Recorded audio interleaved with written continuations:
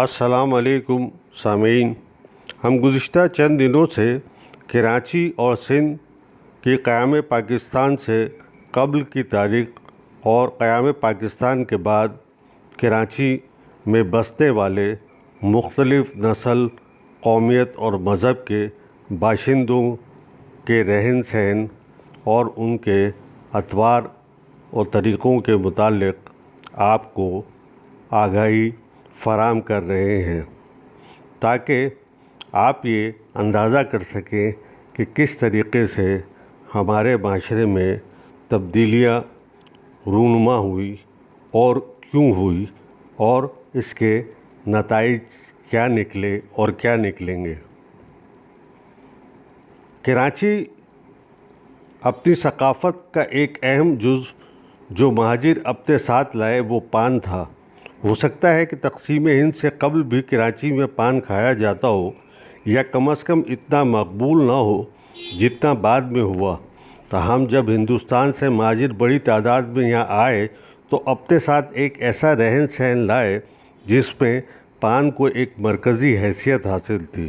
شاید ہی کوئی گھرانہ ایسا ہو جس میں روزمرہ کی بنیاد پر پان کا استعمال نہ ہوتا ہو۔ ویسے تو جگہ جگہ پنواڑیوں کے کھوکے ہوتے تھے جہاں سے بآسانی 2 پیسے کا سادہ اور 1 یا 2 آنے کا میٹھا پان مل جاتا تھا۔ گلی کے ہر نکڑ پر بنے ہوئے لکڑی کے ان کھوکوں کے آس پاس ہر وقت اچھا خاصا ہجوم رہتا تھا۔ لوگ وہیں کھڑے ہو کر پان کھاتے، پیک ادھر ادھر تھوک کر ماحول کو رنگین بناتے اور چلے جاتے تھے۔ پان کے ساتھ سگریٹ اور بیڑی بڑا میل کھاتی تھی۔ گھروں میں بڑی بوڑھیاں اور وضعدار لوگ چاندی کے بنے ہوئے بڑے خوبصورت پاندان رکھتی تھی۔ اس کے نچلے حصے میں پان کے پتے گیلے کپڑے میں لپیٹ کر رکھے ہوتے تھے، جبکہ اوپر کئی خانوں میں پان کی مختلف جزیات رکھی جاتی تھی، جن میں کتھا، چونا، چھالیا، تمباکو، الائچی، لونگ اور دیگر خوشبودار اشیاء ہوتی تھی۔ گھر میں سارا دن پان چلتا تھا، جس کا دل چاہتا پاندان میں سے پتا نکال کر اپنی مرضی کا پان بنا لیتا تھا۔ بڑی عمر کے لوگ تو ایک پان ختم ہوتے ہی دوسرا بیڑا بنا لیتے تھے۔ ریل گاڑی کے سفر میں پاندان ساتھ ہی جایا کرتا تھا۔ گھر کے مرد اس بات کو یقینی بناتے تھے کہ پان اور ان کے لوازمات کا ذخیرہ کبھی ختم نہ ہونے پائے، اور اگر کبھی ایسا ہو بھی جاتا تو بچوں کو دوڑایا جاتا کہ بازار سے اور پتے خرید لائیں۔ ویسے ایمپریس مارکیٹ کے گوشے میں پان کے پتوں اور لوازمات کی بہت ساری دکانیں ہوتی تھیں، جہاں ہندوستان اور مشرقی پاکستان سے پان کے پتے ٹوکریوں میں بھر بھر کر آتے تھے، جن کو تر تازہ رکھنے کے لیے ایک تواتر سے ان پر پانی کا چھڑکاؤ کیا جاتا تھا۔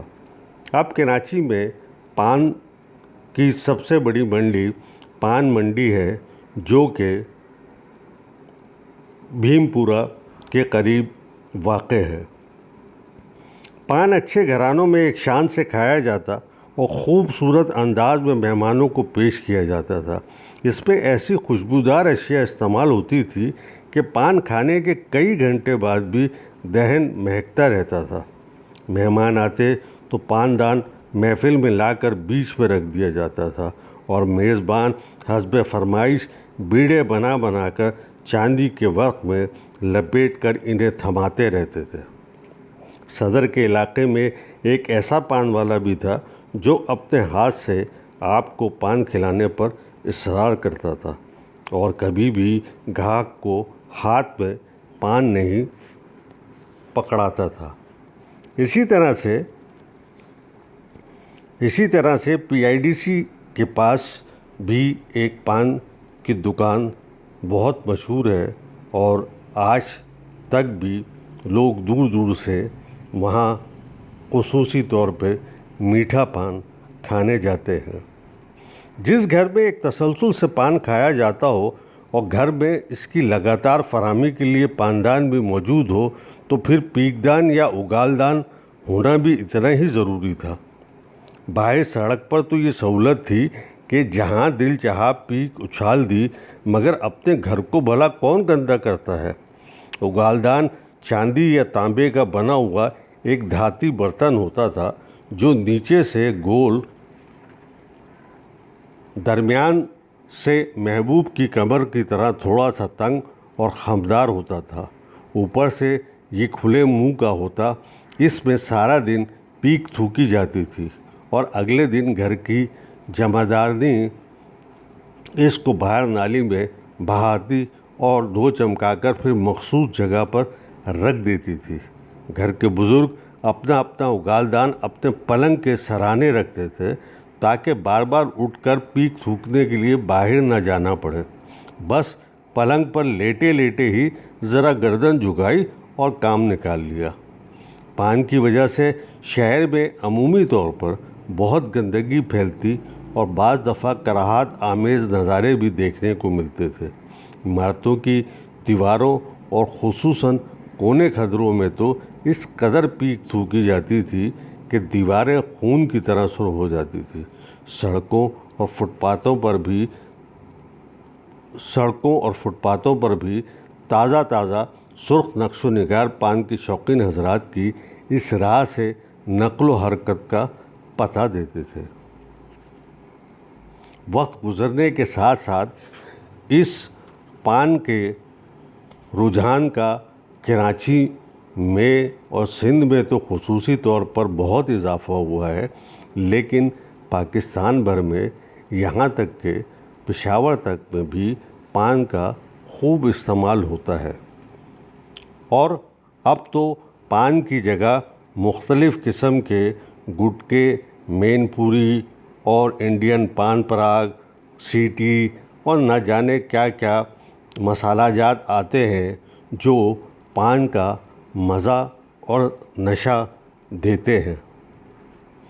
سن 65 کی جنگ کے بعد جب ہندوستان سے پان کے پتوں کی درآمد کم بلکہ ختم ہو گئی تو مشرقی پاکستان سے پتے منگوائے گئے۔ سن 71 میں جنگ کے بعد جب اپنا یہ حصہ بھی ہاتھ سے جاتا رہا تو یہ سلسلہ بھی موقوف ہو گیا۔ کچھ لوگوں نے یہ عادت ترک کر دی اور جو ایسا نہ کر سکے تو انہوں نے پان کے متبادل راستے ڈھونڈ لیے۔ کچھ نے پیپل کے نرم و نازک پتوں پر کتھا چونا مل کر کام نکالنے کی کوشش کی تو کچھ نے پان سے ملتی جلتی بیلیں گھر میں اگا لی۔ جلد ہی پان کے رسیاؤں نے ہندوستان سے اسمگلنگ کے ذریعے آنے والا پان مہنگے داموں حاصل کرنا شروع کر دیا۔ رفتہ رفتہ پاکستان کے پہاڑی علاقوں میں بھی اس کی تھوڑی بہت کاشت ہونے لگی تو ضرورت مندوں کا کام ایک بار پھر چل نکلا۔